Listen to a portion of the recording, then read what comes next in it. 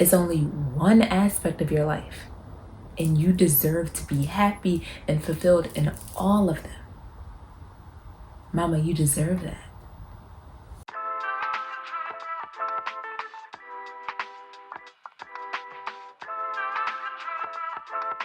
Welcome, Mama. My name is Anya, and I create content designed to support newbie Black moms losing themselves in motherhood, parent, partner, and prosper with purpose. Whether you are new to my channel or returning, I'm sending you massive, massive blessings and love and gratitude for continuing to show support on my channel. And since I know your time is precious and you probably have a little one running around like me, let's go ahead and get started. If you're wondering whether being a stay-at-home mom is for you, then keep watching. In this video, I'm going to go over 3 mindset shifts that you need to go over, you need to overcome before becoming a stay-at-home mom. These 3 mindset shifts, I'm telling you, they're going to prepare you for the journey. You're going to want to stick around for the last one. So here's the truth. I've been where you are. I held such confusion around whether I should go to work, whether I should keep my job, leave my job, stay at home with my baby, all because I wasn't sure how I would be able to continue to contribute to the family with or without a job. And I really had a hard time deciding what was the best way for me to support my family because I held all of these limits and beliefs that I didn't even realize were there until I was faced with making this decision. You see, if you're anything like me, then you probably grew up believing all of these stories or hearing all of these stories like, you can't afford to take breaks as a mom. Oh, you've got to take care of yourself and the baby all by yourself. Or one of my favorites, you can only depend on you and your family. So basically, I had like this overall huge limiting belief that was blocking me. And this belief said I couldn't ask for support in motherhood because I was supposed to be the provider no matter what. And I was supposed to have all the answers. And I created this story for so long and carried it with me that I am the Black mother. I am the strong Black mother who does not ask for help and does not need support. She got it. She can take care of it. You know what I'm talking about, right? I do everything by myself. Not only was this belief that I was carrying exhausting, both mentally and physically, it was lonely. And just really makes you question, like, where are these beliefs coming from? Why are we told to believe this identity that really isn't true? We don't have to hold on to. So any of this sound familiar? Any of these stories resonate with you? Drop a yes in the comments below if you feel like one or any of these limiting beliefs are playing a role in your life, are keeping you stuck in a cycle that you want to break, are keeping you in the same space of confusion and not having clarity around the decisions that you want to make about whether to become a stay-at-home mom. So drop a yes in the comments below if this is resonating with you. But I definitely want you to ask yourself, if these are resonating with you, are these beliefs currently serving you right now? You see, in order to fully step into the role of a stay-at-home mom, or any kind of mom for that matter, you need to release the old programming that has been keeping you stuck in this identity, that's been keeping you safe for so long. These beliefs that you have been carrying are actually making it harder for you to make this decision.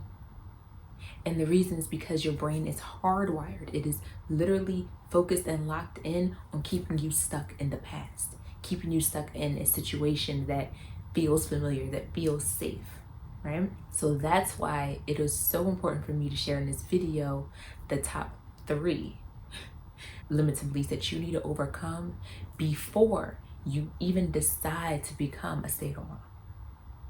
So stay tuned. Okay, so mindset shift number 1 that you're definitely going to want to overcome before you become a stay-at-home mom is that your worth is not tied to a paycheck, okay? When you work a 9 to 5, it's really easy to contribute the money that you're bringing home to your worth or to your value. You know, you work a certain amount of hours during the week, usually 40, you bring a certain amount of money home, and then that shows you, okay, this amount of work equals this amount of money, therefore that's my value, right? For me, bringing home a check, it created like a sense of satisfaction that I was providing for my family, and it made me feel a sense of worthiness because I knew that I was directly contributing to my family's well-being. But the problem was, when I stopped working, I had this nagging feeling I had this nagging belief that I had to prove my worth to my family because I was no longer contributing financially. Like, I was no longer bringing money into the household. And this belief caused me to start to overextend myself and take on way too many projects during the day, way too many tasks. And then I became an instant people pleaser. I already had a little bit of that before, but once I started working, it was like, I'm an instant people. And I started to cater everyone else's desires and needs and wants and put them far above my own, as if I didn't even matter. I started to seek external validation from what I could do for everyone else that made me feel better. For example, I would do the cooking, or buying everyone's favorite foods at the grocery stores, or running to 5 different stores to pick up everyone's favorite things. Knowing that they were all like way out of the way, by the way, and not at all close to each other. I would even run down the list of like what I did that day to my partner when he came home, because I was looking for him to congratulate me or give me some sort of praise or, you know, congratulations, because that would boost up my ego or make me feel good about myself, knowing that he heard all the things that I did, like I was being busy and I was actually working and providing for the family. It wasn't like I was just sitting home watching TV. And I wanted him to like tell me about it. But it's also how I knew that I was at a low point, because the problem wasn't that my partner didn't give me encouragement or he didn't praise me for things that I did or that I was excited about. The real problem was that I was seeking his approval. I was seeking his praise to make me feel worthy. And for some reason, I just couldn't see my own value without having a paycheck being deposited into the account every 2 weeks from me. Like, I could not see my own worth without having that paycheck in my hand. Mama, if you decide to become a stay-at-home mom, you also have to decide that your value and your worth does not come from external factors. I don't care what they are. Doesn't matter if it's money or a job or a status or a car or a house. None of that really matters. You have to realize that your value, it comes from you. And this applies to all women across the board, not just stay-at-home moms. Like, you are your own value. But as a stay-at-home mom, it does feel like it's easier to fall into this trap, into this mindset trap of believing that you need other things to validate you, because now you're at home and you're cut off from all the things that you would normally use to seek your validation or to feel any kind of ego boosting from, like your job or your paycheck. Now you're home all day. And what I'm getting into here is like deep level inner work here, okay? This is like real shit. But I'm sharing it because it's so necessary for your expansion, for your growth in any part of your life.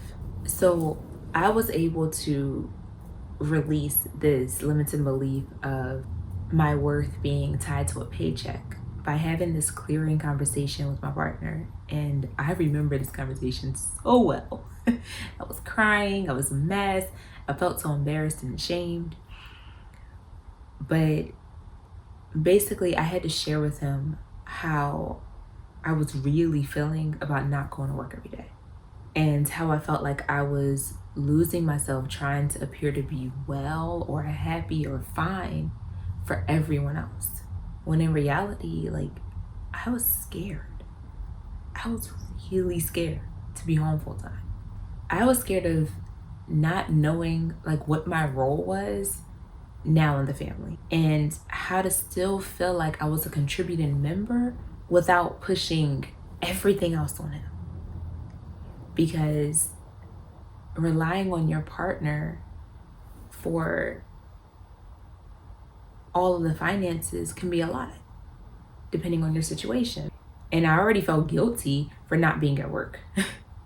Like, I felt guilty for leaving work because I made up the story in my head again that I was somehow burdening him with all the finances, which meant that I had to then go and work 3 times as hard at home in order to make it up to him. Like, I felt like I had to constantly prove that I was doing enough. But in reality, he was happy being the breadwinner. Like, he was happy making the money, and he had no issues working longer hours if needed or taking on extra jobs, because he was more excited for me to take a break from my stressful work environment and actually spend time with my daughter. Because up until that point, I've always been go, go, go, go, go, and trying to hustle, hustle, hustle, that I kind of flew through pregnancy, flew through the birth, and then was trying to just pick up where I left off. Never really gave myself a chance to slow down and enjoy what was happening. By the way, y'all, this conversation was one of the reasons that let me know that this man loves me. Like, one of the many reasons anyway. But anyway, I had put a lot of pressure on myself to take care of everything and to be this perfect mom, which doesn't exist. And this all came from me not seeing my own value and what I contributed to the family, just being myself. I mean, think about it. When your kids fall on the ground and they scrape their knee, who do they yell for to make it feel better? Mommy.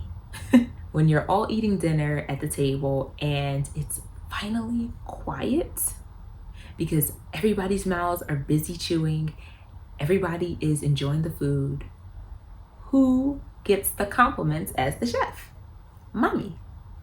And when your calendar shows that there are doctor's appointments that week, recitals, games, after school practices, who makes sure everyone is ready, prepared, and gets to all of their respective events on time and with everything they need? Mommy, okay? Mommy does all of that. Mommy makes sure that everything is running smoothly. So yes, the answer is that you bring in the value to your family by being the nurturer, the caregiver, the parent, the lover, the spouse, the partner, the doctor even if needed. The value that you bring extends from the love and care that you give to your family, both willingly and abundantly. Like, we have no shortage of love.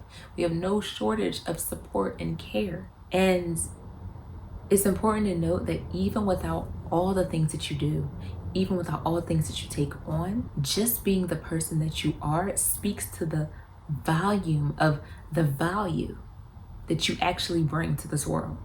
And this brings me to the next mindset shift that you're going to have to make in order to become a stay-at-home mom, which is motherhood is a role, not your identity. It is so easy to get lost in the role of mother and not see yourself outside of that, which makes sense because we probably hear the word mommy 200 times a day and it gets really old really fast. But for real, like, I remember being pregnant and everyone had so many nice things to say. They always come up to me and congratulate me and give me words of encouragement. And then the baby dropped. And then, welcome to the rest of your life. Oh, spinning. Oh, you're never gonna not be a mom again. Like, the good years are over. I'm just like, what? Like, what are you talking about? Like, people did a 180 on me so fast.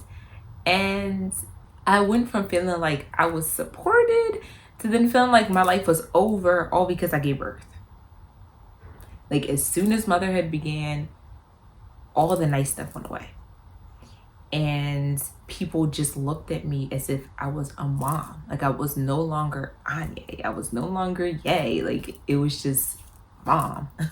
I find that people always want to give you advice about the birthing process and parenting and things like that. But no one ever wants to give you advice on how to stay sane and happy and human as a mom. Like, no one ever wants to give you advice about that. I mean, the minute that I have a baby does not mean that is also the minute that my dreams have to die. Like, I don't think that's true. When did we fail as a society? When we decided that the role of mother superseded the role of just being a woman, like just being a person. When men become fathers, their whole world doesn't change. Like, no one expects them to stop doing what they're doing and just be called dad. Like, no, they have a life, a full life of extracurricular activities and work and family and friends and going out. Like, they have a full life and a lot of help and support around staying a full and sane and whole human, you know? But for mothers, it's different. It's like, oh, you're a mom? Welcome to the group. Like, this is the club that you're always going to be in. Get used to it. And there's no longer like a person behind that, or does it feel that way? Like, giving birth does change you in so many ways, but you are still you underneath this new title, like underneath this new role that you've been given. You still have dreams and goals and desires and things that you want to live for and create in this world, and they don't have to change or be pushed aside just because you're the kid. Like, you can still pursue a life that is outside of your children. And don't get me wrong, because my daughter is one of my greatest motivators in life. Like, she lights up my soul, and she encourages me and pushes me to do things that I wouldn't have done before. And she encourages me and motivates me to go the extra mile, even when I don't feel like it. But she is not the reason that I still dream, that I still envision a different life for myself and for my family. I don't believe that I have to put my life on hold because I had kids. And I don't believe that I have to wait until my kids are grown and leave the house for me to ever have a life. And I don't think that you should either. Like, parenting does come with sacrifice, but not to the extent of your happiness or growth as a person. Being a stay-at-home mom is only one aspect of your life, but you deserve to be happy and fulfilled in all of them, like in all areas of your life, not just one. And I truly believe that's how we create balance. We look at the things in our lives that's important to us, and we hold on to them. We make a stand for what makes us feel good, and we hold on to it. That's how we keep ourselves instead of losing ourselves. When I became a stay-at-home mom, one of the first things, or the first real decision that I ever made that involved my happiness and like mine alone, was to go back to school and complete my degree. And at the time, I was 28, about to turn 29, and I had no idea how I was going to go to school full-time and be a stay-at-home mom. Like, I had no idea. And that's because I wasn't yet comfortable, like really comfortable, staying home with my daughter full-time for myself. Like, up until that point, I've always had help. I've always had my partner around. I've always had family around. And I had just never been alone with her for like long extended periods of time. Like, there were very few times when I would go throughout the day and no one would be around. You know, like, I would always have someone around that I could talk to or ask for support or help me through things, which I'm grateful for. But looking back, I guess I just figured or felt like I was gonna mess her up somehow, you know? Like, she would figure out that I didn't know what I was doing and I was just trying to get by like she was. And I think all new moms kind of have this fear, like they're gonna like break their first kid. And I definitely had that. So I always wanted someone around that I could just be like, hey, am I doing this right?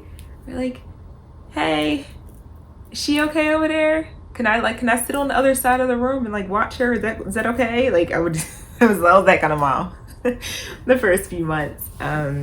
So anyway, like the decision for me to decide to go to school held a lot of fear, and I definitely didn't have a plan for it. Okay, I didn't expect this. I just knew that's something that I always wanted to do, and I knew that it was something that I would regret if I didn't act on it now.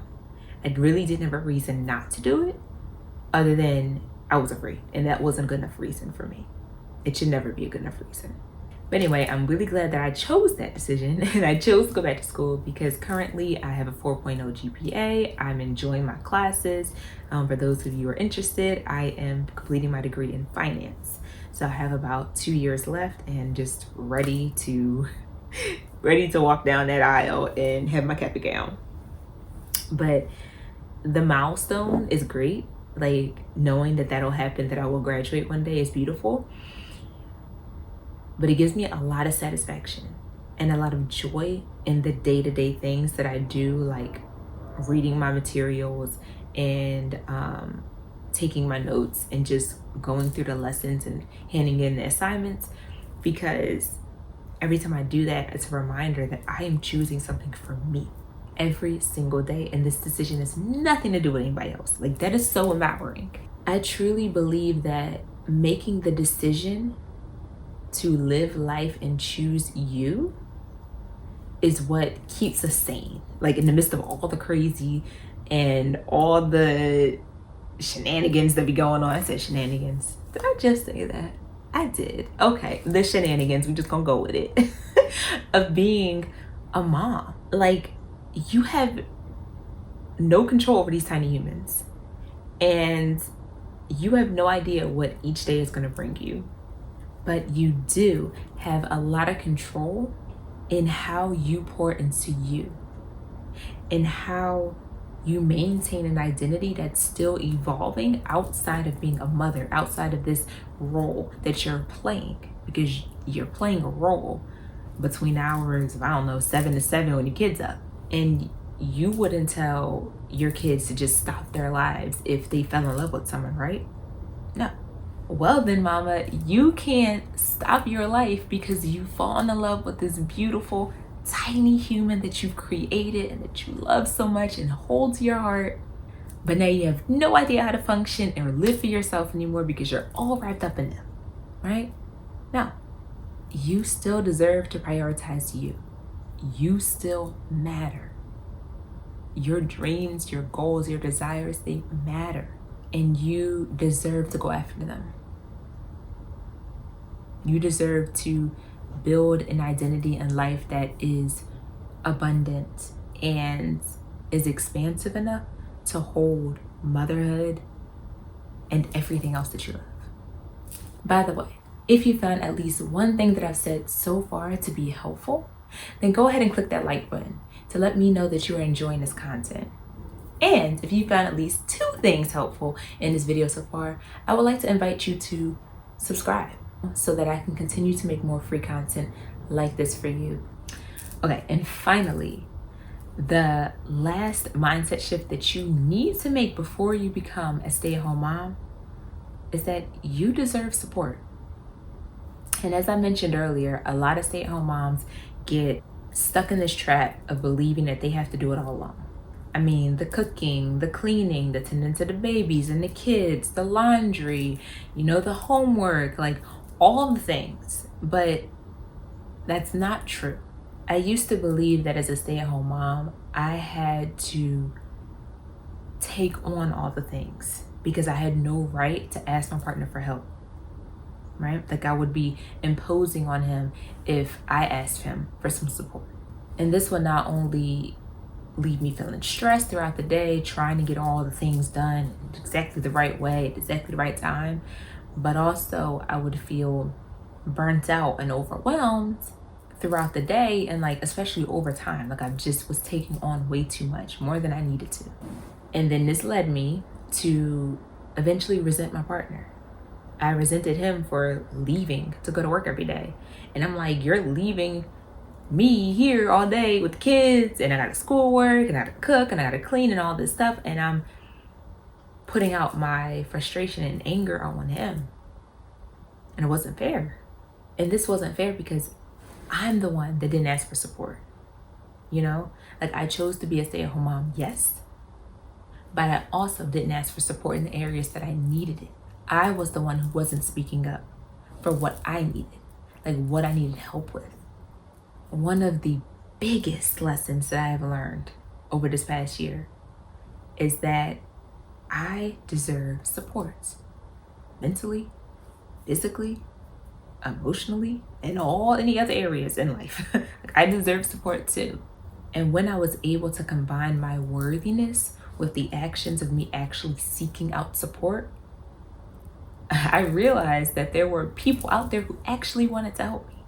All I had to do was ask. Like all I had to do was bridge that gap. It's a Western ideology and way of thinking that I have to do it alone in order to feel accomplished. That the only way to feel accomplished is by working hard and doing it by myself. And it's an even more recent ideology that's going on in the Black community that says, oh, being a boss babe, you know, I'm not gonna use the curse words, so being a boss babe means that you have to succeed, fail, and learn all on your own. Like you have to do everything by yourself. But what do these ideologies, what do these ways of thinking teach us? Like what are we actually being taught?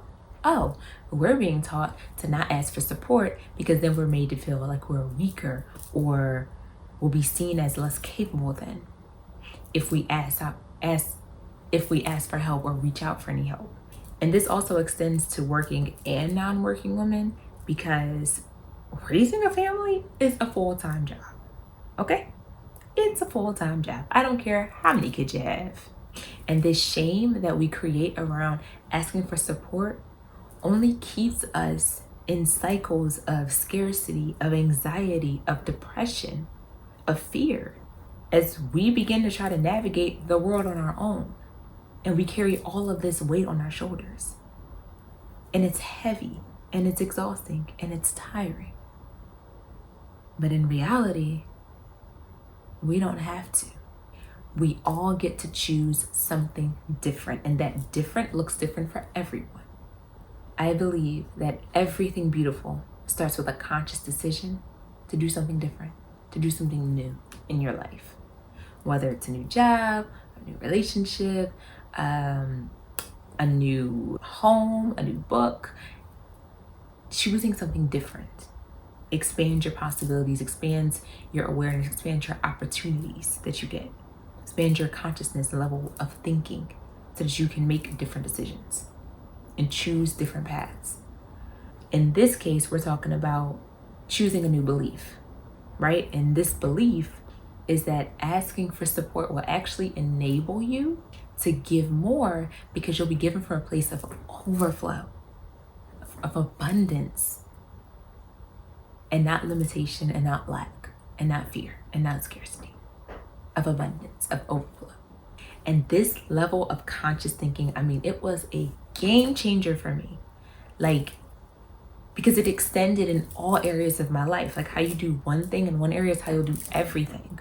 I began to see myself as a woman who deserved more for herself and didn't need to be busy or burnt out in order to feel validated, in order to feel worthy. Personally, I think this is such a common limiting belief that our community faces, and it definitely deserves to be talked about more. So if you want me to make a video about this topic, go ahead and comment busy in the comments below. And if I get enough comments, I'm gonna go ahead and make an in-depth video just for you. All right, back to the video.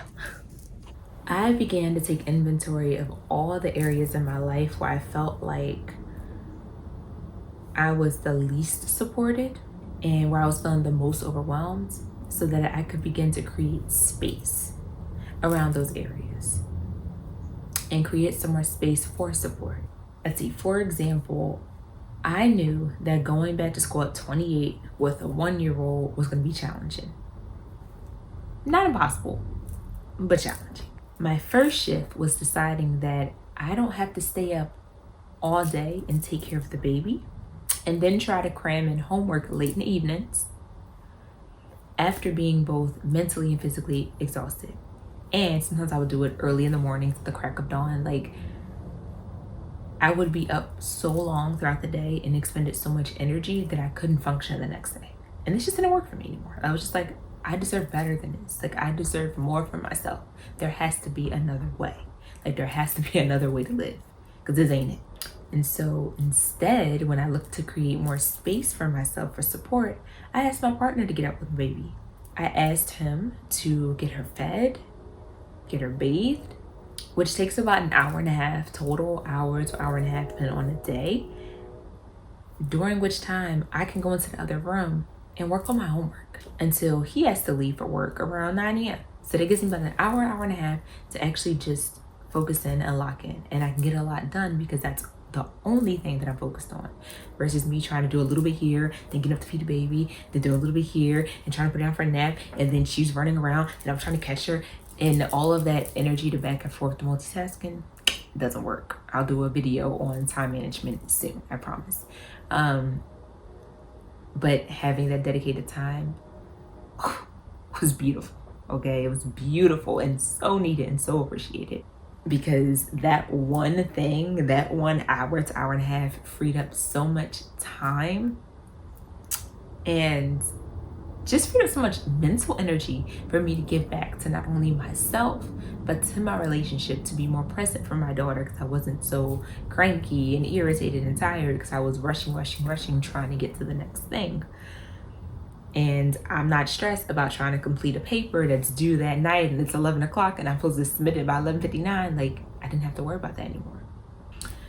Another example would be me creating my content. Okay, so at first I was afraid to start my YouTube channel again. And I do believe at the time of this recording, this will be the first video that I'm recording in over 6 months. And so proud of myself for starting again. But I had stopped posting 6 months ago because I wasn't sure what I wanted to talk about anymore. And the message I was putting out was good, but it wasn't resonating anymore. I knew I had more to offer. And so I really just wanted to take the time to rediscover my love for creating content and rediscover what I wanted to share with the world.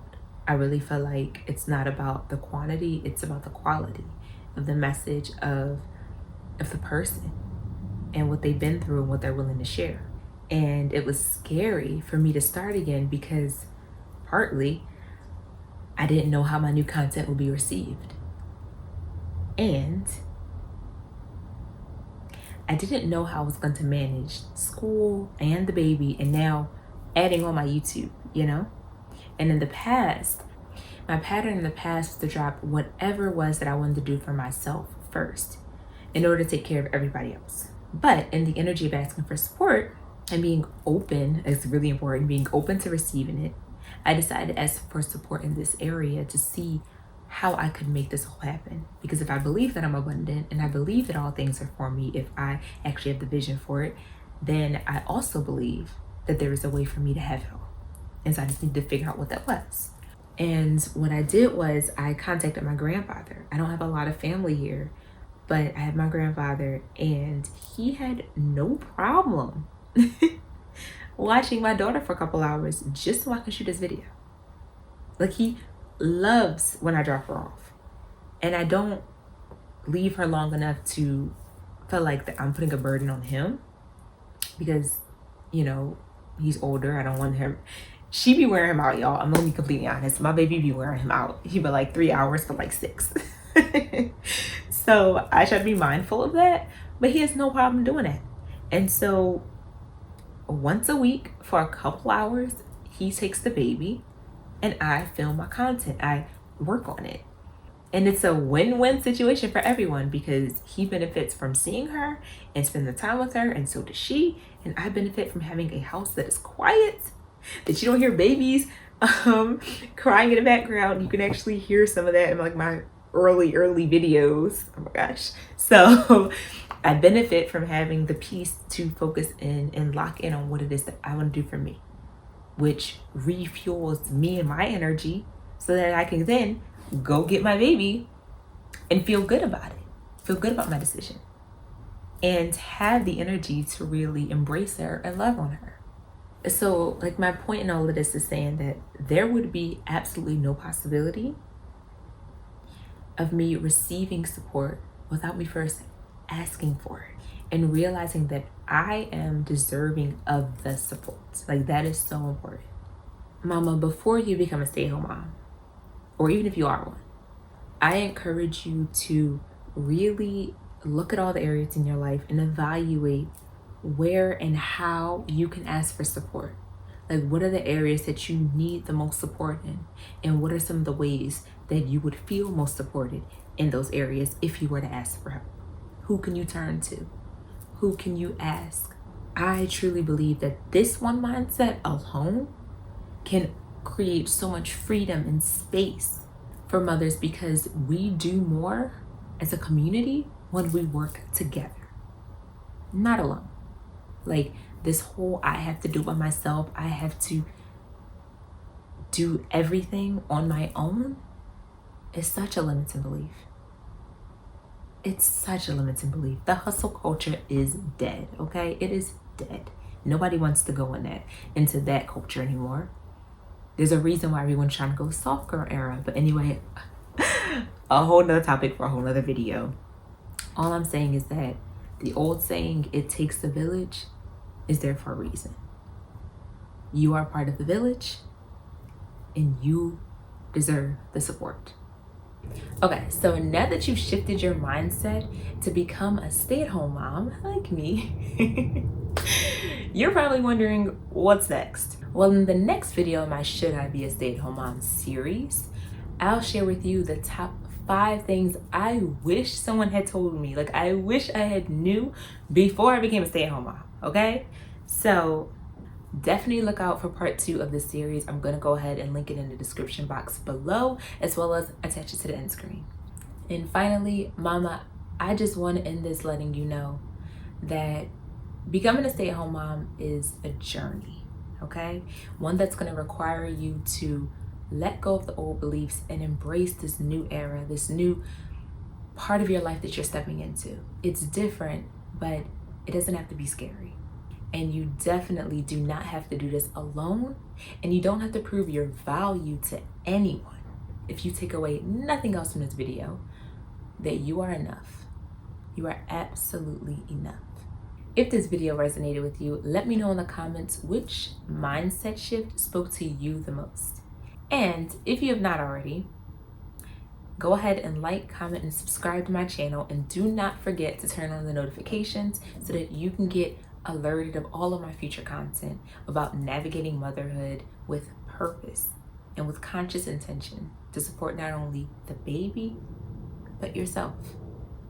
And until next time, I'm sending you so much love and so much support, mama, because you definitely deserve it. And I will see you all in the next one. Bye.